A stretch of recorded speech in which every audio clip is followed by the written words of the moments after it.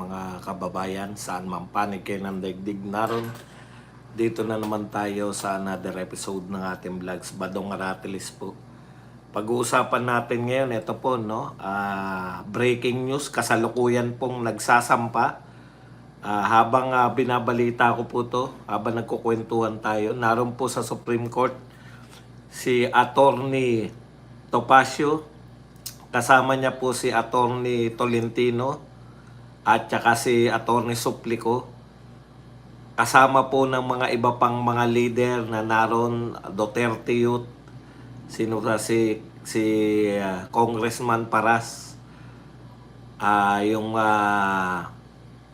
mga leader po na Inday Cares, at marami pang iba, si Kaado Paglinawan,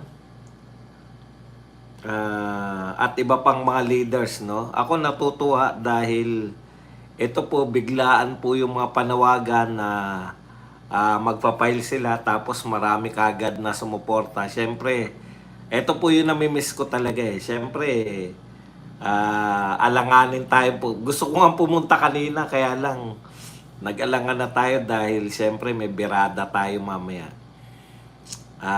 Ito po yung namimiss ko.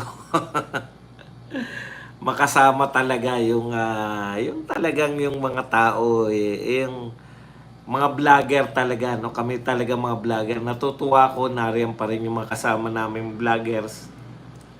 Sila Parak TV. Si Ka Eric pa pala. Si Ka Eric nga pala yung namumuno sa rally niya, no? Natutuwa po ko, una, meron na pong o nga pala si Ka Eric, meron na pong ganitong mga informal na grupo, no, na nagsasama-sama na para po meron na po tayong actual na mga leaders na nananawagan. Kasi po nung pong mga sa una, before po tong eleksyon, no, ang hirap po nung kalagayan ng mga Duterte. Mga vloggers lang po halos yung nananawagan ng mga rallies. Ngayon po nakita nyo may mga totoong leaders na. Narin na po sila Ka Eric, sila dating Congressman Jing Paras, sila Kaado, sila Attorney Topacio, na talagang pinakikinggan ng mga no, hindi na lang po mga vloggers. Siyempre nariyan pa rin po yung mga vloggers na kasalukuyan po ay kino-cover nila. Na masayang-masaya po ako dahil bahagi po tayo niyan. Hindi naman po tayo hindi na vloggers, no. Gusto ko pong upayan. Gusto ko pa nga po pala talagang sumama, no. Kaya lang, yun na nga, alanganin tayo na makasama ngayon. So sana meron pa mga pagkilos na ganito para kanina nga pinanunod ko sila mula Liwasang Bonifacio papunta na Supreme Court. Diyos ko, kako, ang layo. Ang layo lakarin. Nanonood pala ako, napapagod na. Napagod na ako eh. Okay.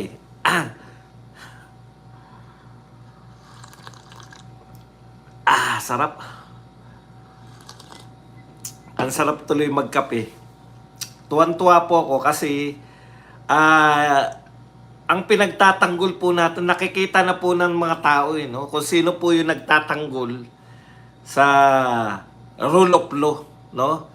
Ngayon po nila nakikita na yung mga Duterte supporters matagal na po mahina tuhod natin. Ngayon po natin napapakita tayong mga Duterte supporters na taliwas po sa gustong palabasin ng mga kalaban natin na tayo yung nanggugulo, na tayo po yung gustong magpabagsak ng gobyerno, ay hindi po totoo, no?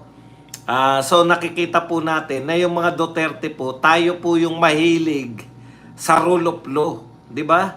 Tayo po yung gustong sumunod sa Korte Suprema, gustong sumunod sa mga korte. Kaya nga ang panawagan natin, kung talagang may problema kayo kay Tatay Digong, litisin natin dito sa batas ng Pilipinas. Hindi po yung pupunta kayo, dadalhin nyo. Nakikita po natin kung sino yung tunay na sumusunod sa batas ng Pilipinas at kung sino po yung tunay na sumasaway sa batas ng Pilipinas. Yung mga Duterte supporters po, consistent po tayo na nagtataguyod ng batas, no? Kita nyo, lahat. Ngayon, eto po, siyempre, ito may kaugnayan lahat, yung pagkagalit nila sa Supreme Court. Spoiled kasi ang mga yan eh. Gusto po nila sila yung masusunod. Daig pa po nila yung Supreme Court. Kahit po ang Supreme Court ay binabanata nila, no? Pag hindi po naaayon yung sinabi o yung desisyon ng Supreme Court sa kanilang mga pananaw. Kaya tama po to, no? Sinampahan po na indirect contempt. Tinitignan ko po yung meaning ng indirect contempt. Hindi ko rin po naunawa. Okay, indirect contempt of court, also known as constructive contempt, refers to the violation of a court order that occurs outside the physical presence of judge. Yun. So, ang ibig sabihin po, indirect contempt ka po, pagka kaharap po yung judge, halimbawa, naroon ka po sa Supreme Court, no? Naroon ka sa loob, kaharap mo yung mga huwes, o yung mga justices, hindi lang pala huwes itong mga to, mga, ano na nga Tagalog ng justice? Basta yung mga justice. Direct contempt yun. Direkta ka eh. Ang direct contempt, yung mga wala naman sa korte, dumadakdak. Pero, binabanatan yung hukom. Correct. Maraming salamat po. So, yung hukom. Punong hukom, di ba? Okay. So, sa madaling salita, indirect contempt po, kala ko kasi mas lesser eh. Hindi po pala. Ito po pala ay pumapatungkol lang dahil hindi ka direktang kinontempt ng mismong horado o mismong hukom. Ikaw ay kinontempt, ikaw ay nag-create ng contempt sa labas ng Supreme Court. Nagdadakdak ka sa sarili mong kwarto, nagpost ka sa Facebook, at dumakdak ka dun sa si Gadon, sa kaso ni Gadon. Dumaldal siya dun sa panahon ng SONA, di ba? Okay, kaya po indirect. Sa labas ng hukuman. Very good. Tama po si Tess Renon. So, sa madaling salita, ganun din yun. Talagang nilabag nyo rin po yung hukuman. No? Talagang kayo po ay, akala ko kasi mas lesser, pero hindi po pala. Kaya lang, hindi nyo lang ginawa yung inyong krimen sa harap ng mga justices. Okay, anyways, ang mga sinampahan po ni Atty. Topacio, kasama po si Atty. Tolentino, so Atty. Suplico, ewan ko kung kasama po nagsampa si Atty. Jing Caparas. Ang sinampahan po nila ng indirect contempt ay si Hayderian, si Congressman Percy Tabi Serdenya, at saka po si Asong Yu. Asong Yu na si Larry Gadon. Yan. Hindi ko po alam yung Caparas yun. Jing Paras. Yan. Maraming salamat po sa pagkokorek. Alam niyo po, kailangan ko talaga kayo kahit saan, no? Talagang ganyan eh. Tumatanggap naman tayo ng mga kamalian. Okay, anyways, yun po si Congressman Jing Paras. Sa makatuwid, dahil po to sa kanilang mga pinagsasabi o kanilang mga pinos, katulad po to si Hayderian, nagpost po siya na mga Duterte appointee kasi ang mga karamihan ng mga Supreme Court. So ipinahiwatig ni Hayderian na kaya ganyan yung desisyon ng Korte Suprema ay dahil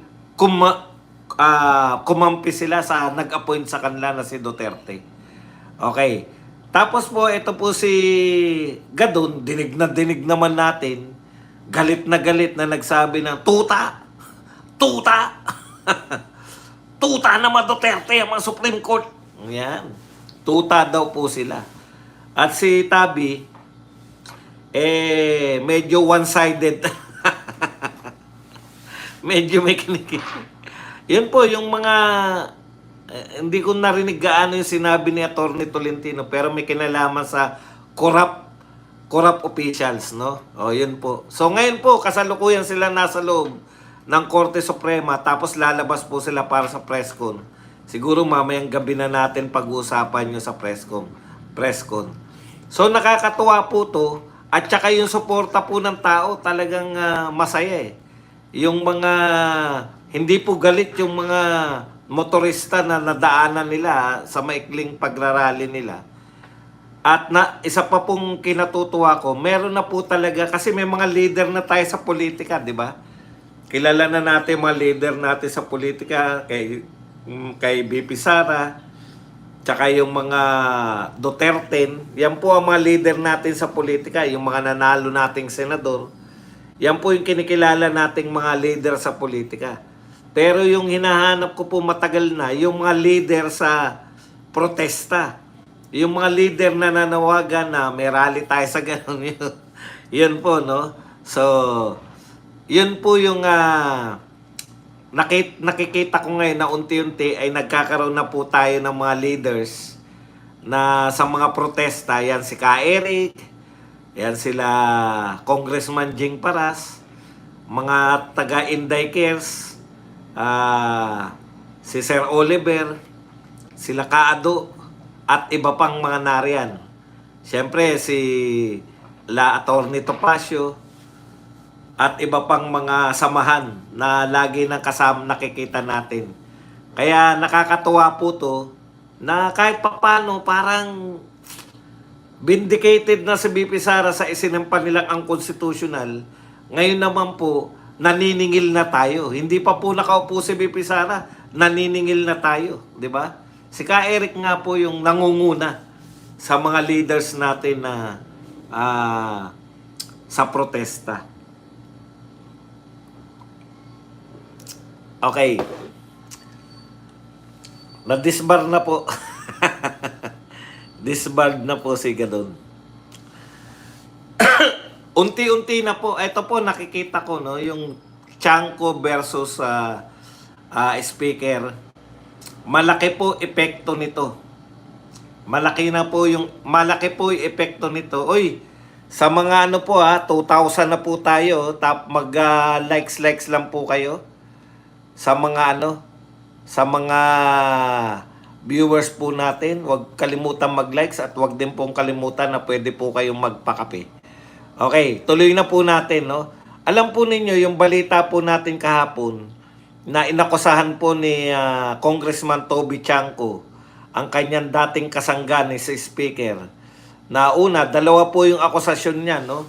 Na may pork barrel, no? Yung buong budget para sa kamera at sa mga paggawain, mga ayuda, yung buong ayuda, ang akusasyon po ni Toby Chanco ay isang malaking pork barrel ni Speaker Martin Romualdez. Bakit po malaking pork barrel? Kasi po, siya po yung nagdidesisyon kung ikaw ba ay kakaltasan, kung ikaw ba ay bibigyan, kung ikaw ba ay didinay. Kaya po pala, no? Kaya po pala, hindi po patas. Yan yung problema ni Martin eh. Kaya makikitang-kita. Tignan po ninyo. Di ba nagpaskil minsan si Paulo Duterte? Pasensya na po tayo at wala na po tayong budget, hindi po tayo binigyan ni Martin. Di ba? May mga paskil po sa Davao, yung mga taga Davao, naalala niyo yun? May isang araw na nagpaskil po si Paulo Duterte na wala ng budget. Kasi ayaw niyang humingi. Ayaw niyang pumunta ron sa tinatawag na hingian. No, yan po yung maliwanag na pork barrel. Kasi kung bibigyan ng budget ang bawat distrito, hindi na po dapat kay Martin hinihingi. Ano po ang sinabi muli?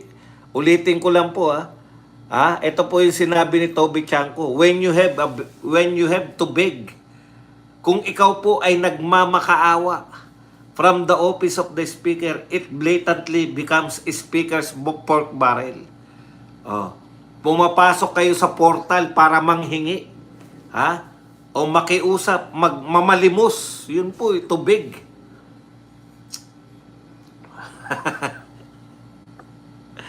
May field reporter ka ba on duty sa Supreme Court? Biruan lang po namin yun. Wala naman. Katulad po ninyo, nanonood lang din po ako sa vlogger na ganun. Okay. Ngayon po, mas malupit na dahil kung di ako nagkakamali, ha? Sino po ba, eto po, kontrolado na nila. Yung pinsan, speaker, yung anak ni BBM ay, ang sabi po, yung anak ni BBM ay majority floor leader na, batang-bata. Ayan.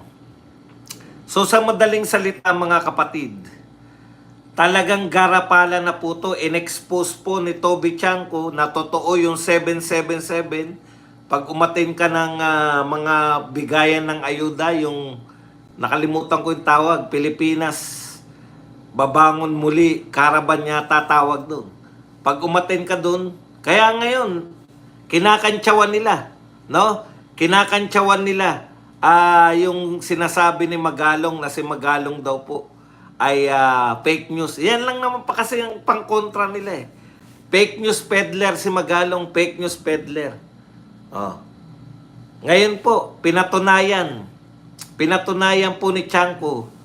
Tinanong siya direkta eh, totoo po ba yung sinasabi ni Magalong na 777? Oh.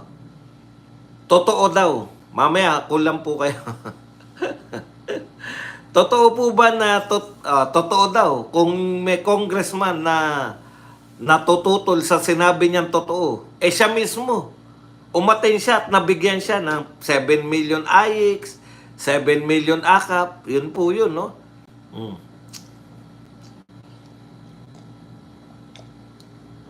Yun ang malupit. Budget committee kay Yeda. Grabe naman na yan. Talagang garapala na yan. Ito pong paglantad ni Toby Chanko, talagang ang dami po niya in-expose. In-expose niya rin po yung small committee. Alam niyo po, may mga nag-expose na pala niyan, yung maliliit na mga nauna na, no? Ito po, ang dami na po palang expose niyang small committee na yan. At hindi po pala lihim yan. Talagang direkta po namin sinasabi na, o yan, trabahuin niyo yan, small committee. Wala po yun sa saligang batas. Wala po yung small committee na yun. Talagang ginawa lang po yan ni Martin. Oh, ibig sabihin, sanay po sila na may mga legal na gumagawa ng budget at merong mga hindi legal pero kinikilala nila na nag-insert ng mga gusto nila, nag-aayos ng budget. So baliwala po talaga eh. Kaya sakto na naman yung sinasabi ni BP Sara na kontrolado talaga ni Martin at saka ni Congressman Saldico. Yung small committee, yan yung bago pa magpunta ng BICAM, akala ko ang hokus-pokus sa BICAM lang, hindi po pala. Kawawa po pala yung mga kongresista, no?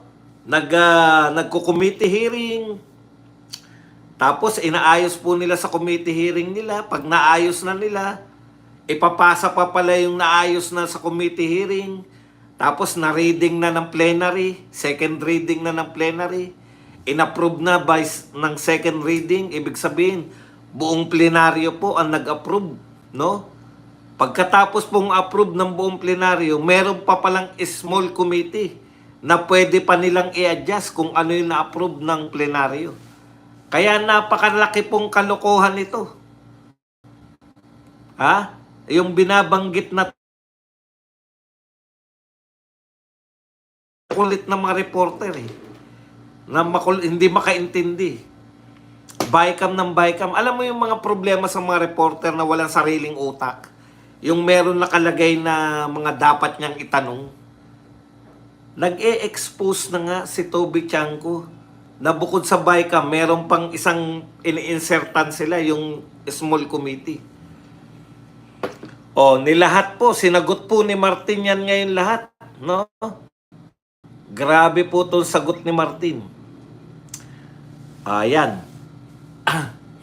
Ito po ilinaw pa natin itong sinasabi The Speaker's Office must stop controlling AIX, AKAP, TUPAD, and MAIP.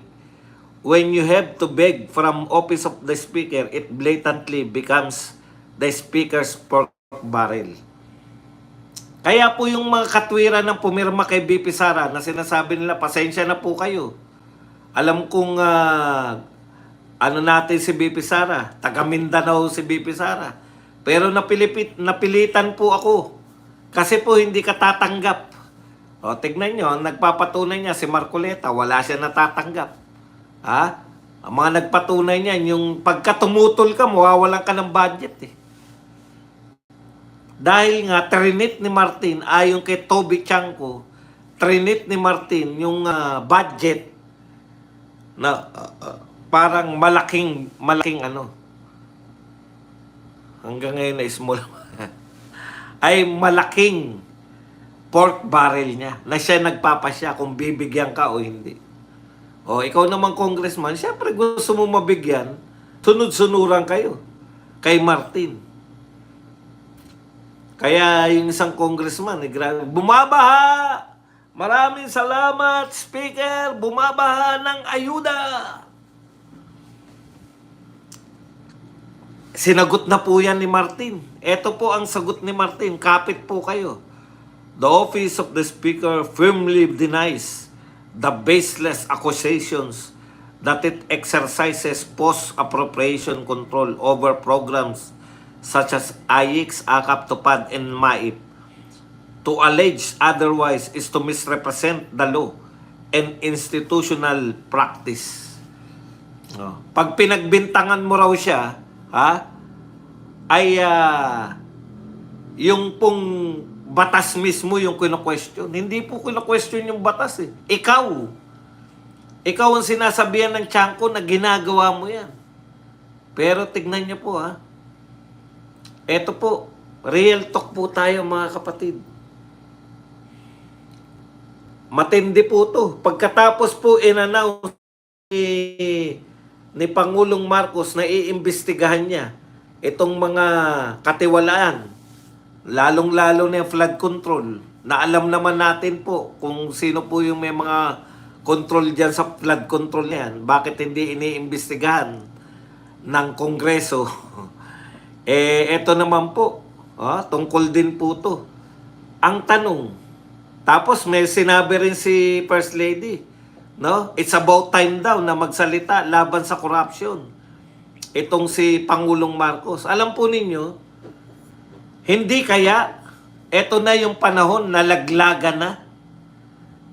Kumbaga, wala Kaysa, kumbaga, gusto na lang sigurong ma-retain ni Pangulong Marcos. Ayaw niya na maulit yung nangyari sa kanyang ama. Alam na ng tao Galit na yung mga tao.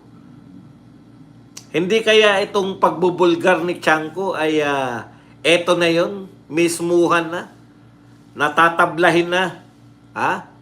Nagtatanong lang naman tayo, Kasi malapit sa kanya to si Toby Chanko Hindi kaya inuunti na nilang kasi po ang kinakailangan po ni Pangulong Marcos ngayon, isalba ang sarili mula sa galit ng tao.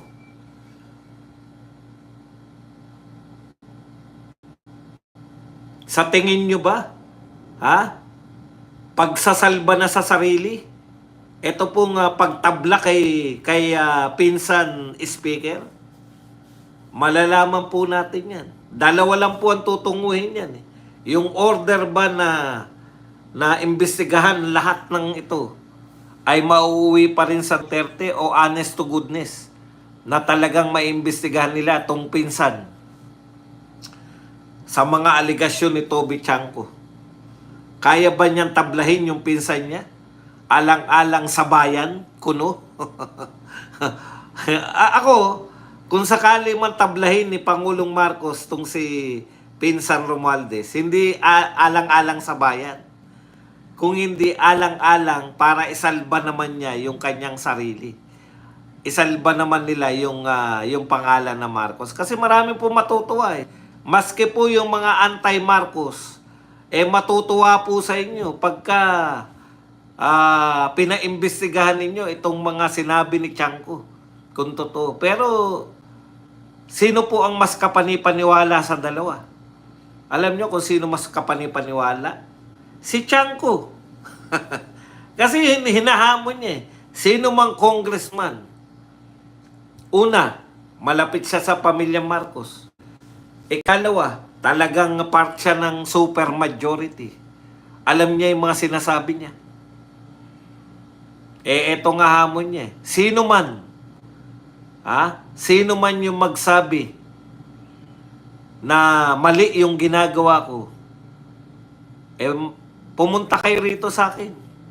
At magpapakitaan tayo ng mga text sa cellphone. Magpakitaan tayo ng cellphone. Grabe pong ano yan. Grabe pong hamon yan. Hindi po simpleng hamon yan na nagyayabang lang. Pinatotohanan niya yung hinala ni BP Sara o yung akusasyon ni BP Sara. Alam po ninyo, no? Hindi niyo pwedeng sabihin na si BP Sara kahit kailan. Vice President po yan eh. Dati pong presidente yung kanyang tatay. Akala niyo ba walang intelligence yan sila? Kung indirectly may intelligence po sila, kahit hindi po nila nakuha dahil hindi naman sila binadgetan ng intelligence fund. Meron po silang ibang sources of intelligence. Alam po nila yung nagaganap. Kaya pag sinabi ni BP Sara na kontrolado, yun nga kontrolado yung budget eh. Sa experience mismo ni BP Sara yun. Paano nyo i-deny yan? Na experience mismo.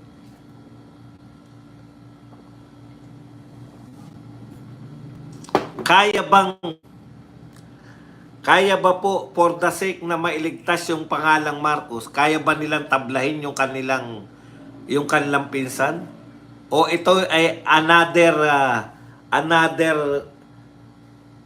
scapegoating na naman na eventually maibibintang na naman sa mga Duterte. Yun kasi yung problema eh. 'Di ba?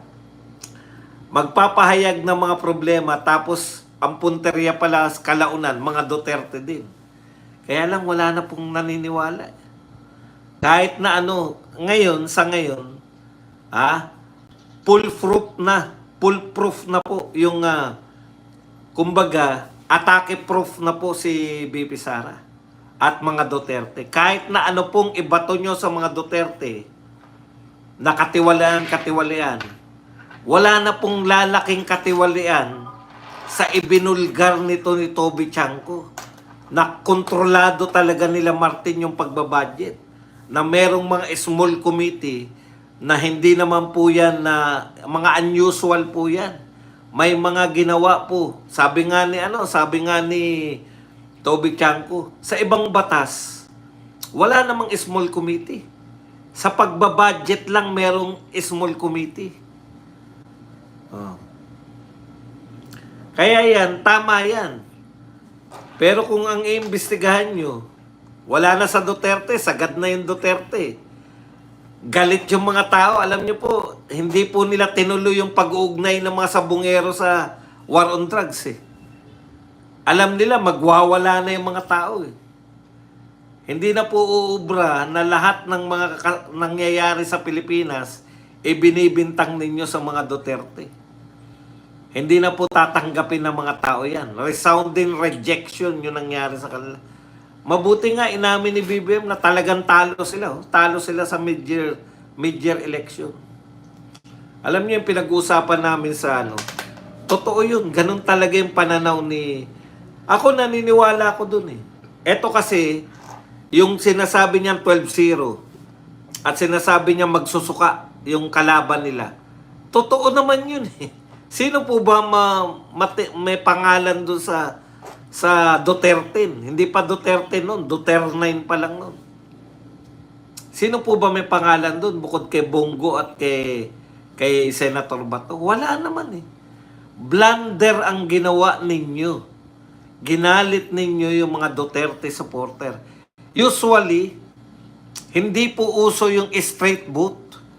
Wala po nag-straight noon pagdating po sa mga pagboto po ng senador.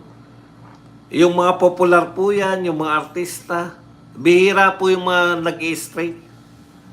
Oh, napilitan po yung mga tao na mag-straight.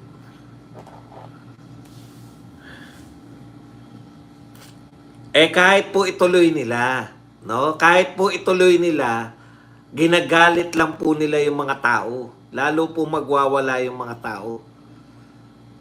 Meron din naman mga utak yung mga kung insist po nila na si Duterte pa rin na may kasalanan sa sabungan, talagang pinupukpok na po nila ng ulo yung sarili nila. Pinupukpok na nila ng bato sa ulo yung sarili nila. Dapat nadadala sila. Oh. Kaya dyan nabuisit si Tiangco, sa kanya sinisisi. Sabi ni Tiangco, kung hindi nyo inimpeach si BP Sara, baka na-attain talaga nila yung 12-0. Biruin nyo, hindi sila makapangkampanya ng lahatan sa Mindanao.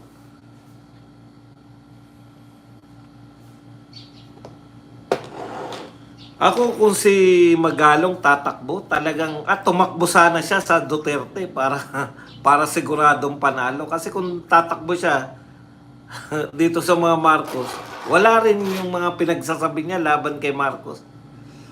Yun po yun, masasayang lang. Sana, no? Sana ito hudyat na gusto nilang pabanguhin yung sarili nila. Tapos, tatablahin na nila si Martin. Alam nyo, maraming matutuwa. Kahit mga pro-Duterte, marami pong matutuwa, Mr. President. Natatablahin nyo yung pinsan nyo. Kasi siya talaga yung larawan ng di ba? Siya talaga. Tapos, eto pa si Toby Tiangco, binulgar pa. Okay. Ayun po, no? Balikan po natin yung mga yung mga hindi binanggit sa SONA. Natalakay ko na to yung pag-opposona ko Kasi po, alam nyo, yung pakikipagkita kay Donald Trump, talagang takantaka po ako, no? Parang totally ignore. No? Totally ignored. Samantalang, yung mga tipong pinagmamalaki po nila, tipong nakatawag lang, nabati lang ni President Marcos, si Donald Trump, natawagan lang sa telepono. Yung para batiin, i-congratulate, pinagmamalaki po yan ng PCO, ng mga media. Bakit po totally, no? Parang hindi nag-exist. Hindi nag-exist yung pakikipagkita. Ha? Bakit parang, wag nating wag nating pansinin yan para hindi na nila mahalata na nag-exist yan. Kasi kahihiyan po yung inabot ni BBM doon. Una, full force di ba? Ang buong akala niya makakapagsumbong sa China. Tingnan nyo, naroon sila Gibo, yung lahat ng mga bigatin na may kinalaman sa West Philippine Sea. Kala nila masusumbong yung China.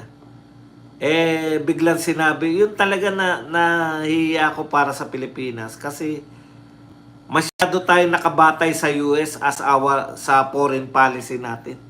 Sabay nung sinabi ng US, nung tinanong na anong mangyayari, paano mo i-handle yung pakikipagrelasyon mo sa China dito po sa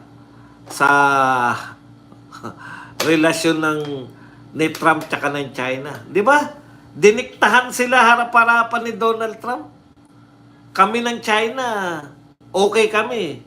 Kayo, wala akong problema sa inyo kung ano man ang relasyon nyo ng China. Yun po ang pinakamasakit sa lahat May pagmamalaki niya sana. Bakit po may pagmalaki sa dalawang paraan? Ininsulto po siya ni Donald Trump na tough negotiator. Sarcastic po yun. Kasi wala naman siyang kinontra-offer Zero tariff. Ngayon may katwiran na po sila. Kaya naman zero tariff. Masuyan po tayo Zero tariff kasi bababa po ang presyo ng gamot, bababa po ang presyo ng... Talaga? Talaga yan yung katwiran ninyo, bababa ang presyo. Eh di zero tariff na po natin lahat po. Yung bigas, lahat po ng karne. Yun po bang katwiran nyo? Makakabuti daw sa atin yun dahil magmumura raw yung pharmaceutical. Yun daw pong mga gamot na ipapasok sa atin ng US ay mura na. Kaya mas mabuti daw yung zero tariff. Eh kung ganyan po ang katwiran, zero tariff na po natin ang lahat. Mura talaga. Wala ka ng tax na sinisingil eh. Magmumura talaga lahat ng bilihin natin. Galing sa ibang bansa, mura talaga. Papatayin mo na nga lang yung ekonomiya natin. Mas mura po yung aangkatin natin eh.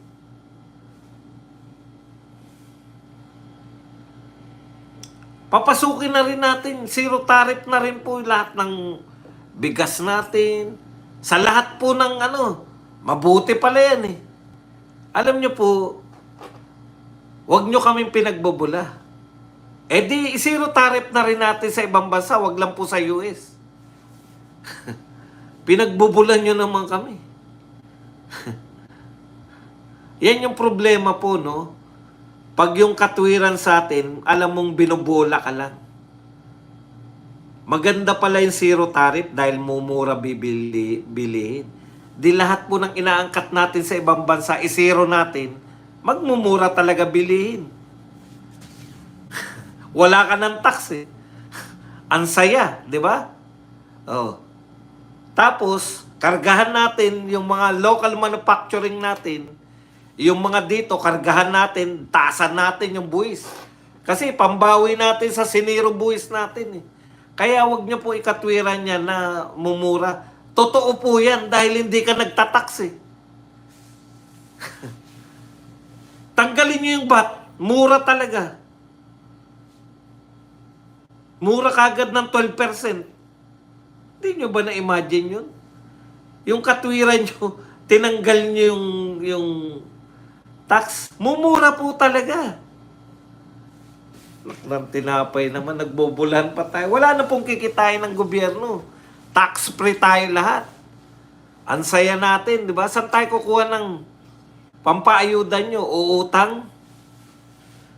Pahayag kayo, walang kikitain.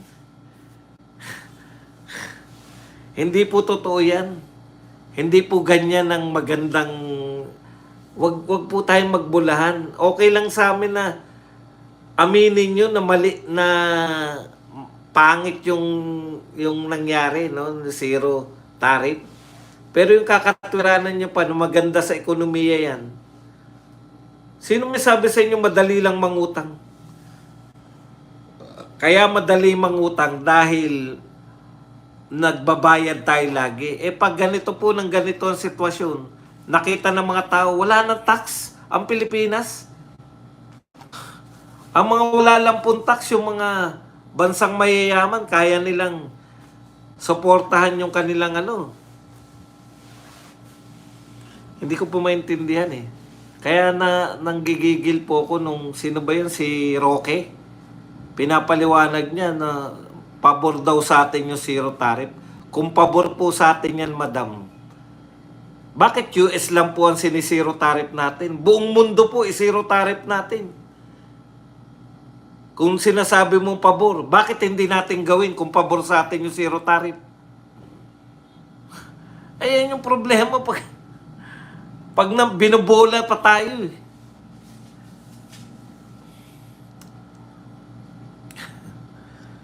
Imbitahin natin lahat. Isiro tariff natin. Ibig nyo sabihin, tinataksan natin yung mga magbababoy. Tinataksan natin yung presyo ng bigas. Pero sa ibang bansa gusto nyong mag-zero tariff tayo. Kalokohan. Hindi po nakakatuwa yan sinasabi nyo na yan. Hindi po ako naniniwala na mabuti yan.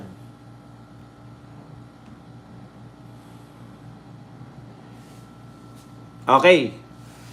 Yan lang po ang ating topic. Pwede na kayo magtanong, pwede na po kayo magbigay ng reaksyon at higit sa lahat,